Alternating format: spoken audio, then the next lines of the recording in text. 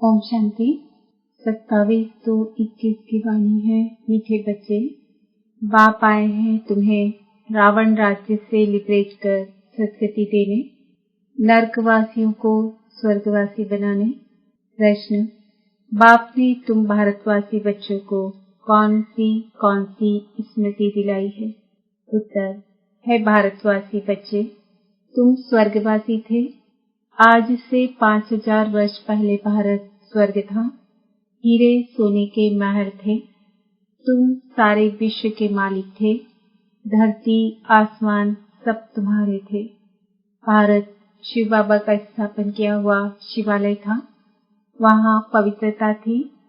अब फिर से ऐसा भारत बनने वाला है। गीत, नयनहीन को राह दिखाओ प्रभु, दर दर ठोकर खाए। ओम शांति। मीठे मीठे रूहानी बच्चों ने यह गीत सुना। किसने कहा? आत्माओं के रूहानी बाप ने। तो रूहानी बाप को रूहानी बच्चों ने कहा कि हे बाबा, उनको ईश्वर भी कहा जाता है, पिता भी कहा जाता है। कौन सा पिता? परम पिता, क्योंकि बाप दो है, एक लौकिक, दूसरा पारलौकिक। लौकिक बाप के बच्चे पारलौकिक बाप को पुकारते हैं, हे बाबा। अच्छा, बाबा का नाम शिव, वह तो निराकार पूजा जाता है। उनको कहा जाता है सुप्रीम फादर। लौकिक बाप को सुप्रीम नहीं कहा जाता। ऊंचते ऊंच सभी आत्माओं का बाप एक ही है। सभी जीवात्माएं उस बाप को याद करती हैं। आत्माएं यह भूल गई है कि हमारा बाप कौन है। पुकारते हैं, ओ गॉड फादर, हम नयनहीन को नयन दो तो हम अपने बाप को पहचाने। भक्ति मार्ग की ठोकरों से छुड़ाओ। सद्गति के लिए तीसरा नेत्र लेने के लिए, बाप से मिलने के लिए पुकारते हैं, क्योंकि बाप ही कल्प कल्प भारत में आकर भारत को स्वर्ग बनाते हैं। अभी कलयुग है। कलयुग के बाद सत्युग आना है। यह है पुरुषोत्तम संगम युग। गीत, नयनहीन को राह दिखाओ प्रभु, दर दर ठोकर खाए। ओम शांति। मीठे मीठे रूहानी बच्चों ने यह गीत सुना। किसने कहा? आत्माओं के रूहानी बाप ने।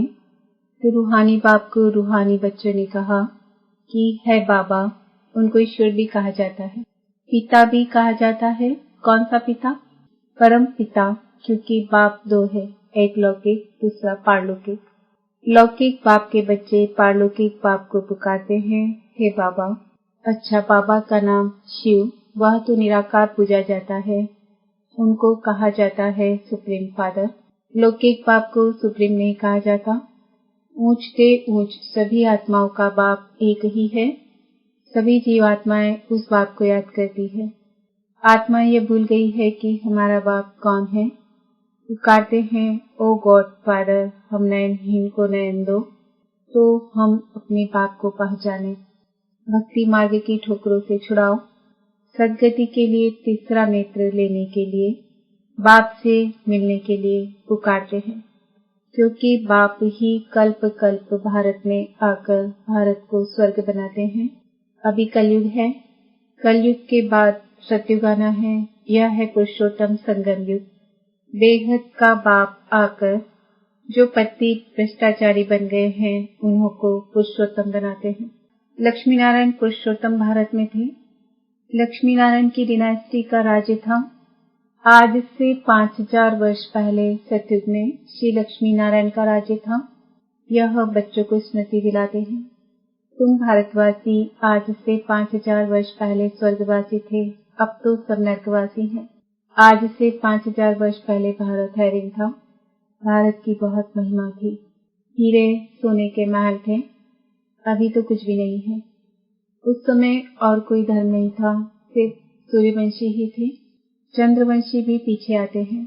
बाप समझाते हैं, तुम सूर्यवंशी डिनास्टी के थे। अभी तक भी इन लक्ष्मी नारायण के मंदिर बनाते रहते हैं, परंतु लक्ष्मी नारायण का राज्य कब था, कैसे पाया, ये किसको पता नहीं है। पूजा करते हैं, जानते नहीं, तो ब्लाइंड फेथ हुआ ना। शिव की लक्ष्मी नारायण की पूजा करते हैं, बायोग्राफी को भी नहीं जानते, अभी भारतवासी खुद कहते हैं हम पतित हैं। हम पतितों को पावन बनाने वाला बाबा आओ, आकर हमको दुखों से, रावण राज्य से लिबरेट करो। बाप ही आकर सबको लिबरेट करते हैं। बच्चे जानते हैं सत्युग में बरोबर एक राज्य था। बापूजी भी कहते थे हमको फिर से राम राज्य चाहिए। ग्रस्त धर्म जो पतित बन गया है सो पावन चाहिए। हम स्वर्गवासी बनना चाहते हैं। अभी नरकवासियों का क्या हाल है देख रहे हो ना। इसको कहा जाता है हेल, डेविल वर्ल्ड। यही भारत डीटी वर्ल्ड था। बाप बैठ समझाते हैं तुमने 84 जन्म लिए हैं, न कि 84 लाख। बाप समझाते हैं तुम असूल शांति धाम के रहने वाले हो। तुम यहाँ पाठ बजाने आए हो। 84 जन्मों का पाठ बजाया है। पुनर्जन्म तो जरूर लेना पड़ेगा। पुनर्जन्म 84 होते हैं। अब बेहद का बाप आए हैं तुम बच्चों को बेहद का वर्षा देने। बाप तुम बच्चों से बात कर रहे हैं और सत्संगों में मनुष्यों को भक्ति मार्ग की बातें सुनाते हैं। आधा कल भारत जब स्वर्ग था तो एक भी पतित नहीं था। इस समय एक भी पावन नहीं। यह है ही पतित दुनिया। गीता में कृष्ण भगवानुवाच लिख दिया है। उसने तो गीता सुनाई नहीं। ये लोग अपने धर्म शास्त्रों को भी नहीं जानते, अपने धर्म को ही भूल गए हैं। हिंदू कोई धर्म नहीं है। धर्म मुख्य है 4। पहले है आदि सनातन देवी देवता धर्म। सूर्यवंशी और चंद्रवंशी दोनों को मिलाकर कहा जाता है देवी देवता धर्म। ब्रिटिश वहाँ दुख का नाम नहीं था। 21 जन्म तो तुम सुखधाम में थे, फिर रावण राज। भक्ति मार्ग शुरू होता है। भक्ति मार्ग है ही नीचे उतरने का। भक्ति है रात, ज्ञान है दिन। अभी है घोर अंधियारी रात। शिव जयंती और शिवरात्रि दोनों अक्षर आते हैं। शिव बाबा कब आते हैं? जब रात्रि होती है। भारतवासी घोर अंधियारे में आ जाते हैं, तब बाप आते हैं। गुड़ियों की पूजा करते रहते हैं। एक की भी बायोग्राफी नहीं जानते। सृष्टि चक्र को भी समझना है। शास्त्रों में यह नॉलेज नहीं है। वह है भक्ति का ज्ञान, फिलॉसॉफी। वह कोई सदगति मार्ग का ज्ञान नहीं है। बाप कहते हैं मैं आकर तुमको ब्रह्मा द्वारा यथार्थ ज्ञान सुनाता हूँ। पुकारते भी हैं हमको सुखधाम शांति धाम का रास्ता बताओ। बाप कहते हैं आज से 5000 वर्ष पहले सुखधाम था, जिसमें तुम सारे विश्व पर राज्य करते थे। सूर्यवंशी डिनास्टी का राज्य था।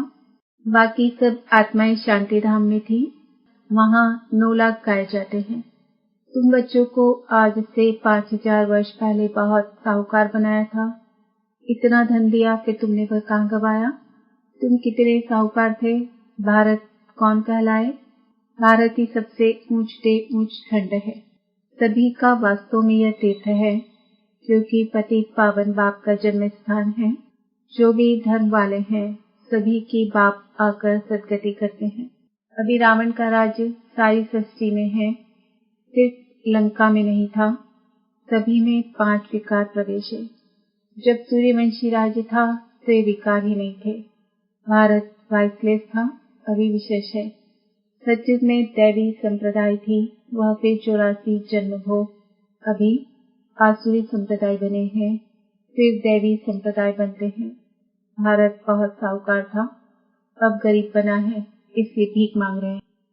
बाप कहते हैं तुम कितने साहूकार थे, तुम्हारे जैसा सुख किसको भी मिल नहीं सकता। तुम सारे विश्व के मालिक थे, धरती आसमान सब तुम्हारे थे। बाप स्मृति दिलाते हैं भारत शिव बाबा का स्थापन किया हुआ शिवालय था, वहाँ पवित्रता थी। उस नई दुनिया में देवी देवताएं राज्य करते थे। भारतवासी तो ये भी नहीं जानते कि राधे कृष्ण का आपस में क्या संबंध है।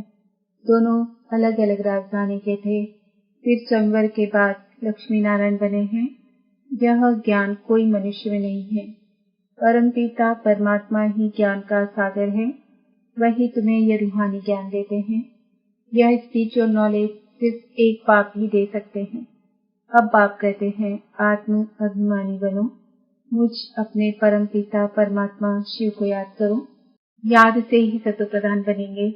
तुम यहाँ आते ही हो मनुष्य से देवता अथवा पतित से पावन बनने। अभी यह है रावण राज्य। भक्ति मार्ग में रावण राज्य शुरू होता है। रावण ने कोई एक सीता को नहीं चुराया है। तुम सब भक्ति करने वाले रावण के चमड़े में हो। सारी सृष्टि 5 विकारों रूपी रावण की कैद में है। सभी शोक वाटिका में दुखी हैं। बाप आकर सबको लिबरेट करते हैं। अब बाप फिर से स्वर्ग बना रहे हैं। ऐसे नहीं कि अभी जिनको धन बहुत है वह स्वर्ग में है, नहीं, अभी है ही नर्क। सभी पतित हैं, इसलिए गंगा में जाकर स्नान करते हैं। समझते हैं गंगा पतित पावनी है, परंतु पावन तो कोई बनते नहीं है। पतित पावन तो बाप को ही कहा जाता है, न कि नदियों को। यह सब है भक्ति मार्ग। बाप ही ये बातें आकर समझाते हैं। अब तुम यह तो जानते हो, एक है लौकिक बाप, दूसरा फिर प्रजापिता ब्रह्मा है अलौकिक बाप, और वह पारलौकिक बाप। 3 बाप है। शिव बाबा प्रजापिता ब्रह्मा द्वारा ब्राह्मण धर्म स्थापन करते हैं। ब्राह्मणों को देवता बनाने के लिए राजयोग सिखलाते हैं। एक ही पार बाप आकर आत्माओं को राजयोग सिखलाते हैं। आत्माएं पुनर्जन्म लेती है। आत्मा ही कहती है मैं एक शरीर छोड़ दूसरा लेती हूँ। बाप कहते हैं अपने को आत्मा समझ मुझ बाप को याद करो तो तुम पावन बनेंगे। कोई भी देहधारी को याद नहीं करो। अभी यह है मृत्युलोक का अंत। अमरलोक की स्थापना हो रही है। बाकी सब अनेक धर्म खलास हो जाएंगे। सतयुग में एक ही देवता धर्म था। फिर त्रेता में चंद्रवंशी राम सीता। तुम बच्चों को सारे चक्र की याद दिलाते हैं। शांतिधाम सुखधाम की स्थापना करते ही हैं बाप। मनुष्य को सद्गति दे नहीं सकते। वह सब है भक्ति मार्ग के गुरु। भक्ति मार्ग में मनुष्य अनेक प्रकार के चित्र बनाए पूजा कर फिर जाकर कहते हैं डूब जा डूब जा। बहुत पूजा करते खिलाते पिलाते, अब खाते तो ब्राह्मण लोग हैं। इसको कहा जाता है गुरुओं की पूजा। कितनी अंधश्रद्धा है, अब उन्हों को कौन समझाए। बाप कहते हैं अभी तुम हो ईश्वरीय संतान। तुम अभी बाप से राजयोग सीख रहे हो। यह राजधानी स्थापन हो रही है। प्रजा तो बहुत बननी है। फोटो में कोई राजा बनते हैं। सतयुग को कहा जाता है फूलों का बगीचा। अभी है कांटों का जंगल। अभी रावण राज्य बदल रहा है। यह विनाश होना ही है। यह नॉलेज अभी सिर्फ तुम ब्राह्मणों को मिलती है। लक्ष्मी नारायण को भी यह ज्ञान नहीं रहता। यह ज्ञान प्रायः लोप हो जाता है। भक्ति मार्ग में कोई भी बाप को जानते ही नहीं। बाप ही रचता है। ब्रह्मा विष्णु शंकर भी रचना है। परमात्मा सर्वव्यापी कहने से सब बाप हो जाते। वर्षे का हक नहीं रहता। बाप तो आकर सभी बच्चों को वर्षा देते हैं। सर्व का सद्गति दाता एक ही बाप है, यह भी समझाया है। 84 जन्म वह लेते हैं जो पहले पहले सतयुग में आते हैं। क्रिश्चियन लोग के जन्म कितने होंगे करके 40 जन्म होंगे, यह हिसाब निकाला जाता है। एक भगवान को ढूंढने के लिए कितने धक्के खाते हैं। अभी तुम धक्के नहीं खाएंगे। तुमको सिर्फ एक बाप को याद करना है। यह है याद की यात्रा। यह है पतित पावन गॉड फादरली यूनिवर्सिटी। तुम्हारी आत्मा पढ़ती है। साधु संत फिर कह देते हैं आत्मा निर्लेप है। अरे आत्मा को ही कर्म अनुसार दूसरा जन्म लेना पड़ता है। आत्मा ही अच्छा व बुरा काम करती है। इस समय तुम्हारा कर्म भी कर्म होता है। सतयुग में कर्म अकर्म होते हैं, वहाँ भी कर्म होता नहीं।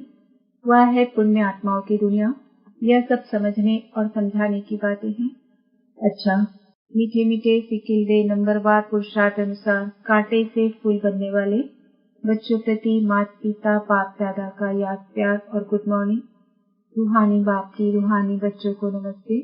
हम रूहानी बच्चों की रूहानी बाप दादा को याद प्यार गुड मॉर्निंग नमस्ते ओम शांति। धारणा के लिए मुख्य सार, कांटे से फूलपन फूलों का बगीचा स्थापन करने की सेवा करनी है। कोई भी बुरा कर्म नहीं करना है। रूहानी ज्ञान जो बाप से सुना है वही सबको सुनाना है। आत्माभिमानी बनने की मेहनत करनी है। एक बाप को ही याद करना है, किसी देहधारी को नहीं।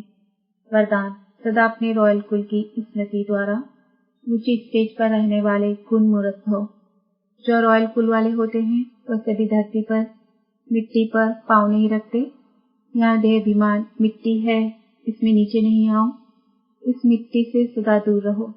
सदा स्मृति रहे कि ऊंचे से ऊंचे बाप के रॉयल फैमिली के ऊंची स्टेज वाले बच्चे हैं, तो नीचे नजर नहीं आएगी। सदैव अपने को गुणमूर्त देखते हुए ऊंची स्टेज पर स्थित रहो। कमी को देखते खत्म करते जाओ।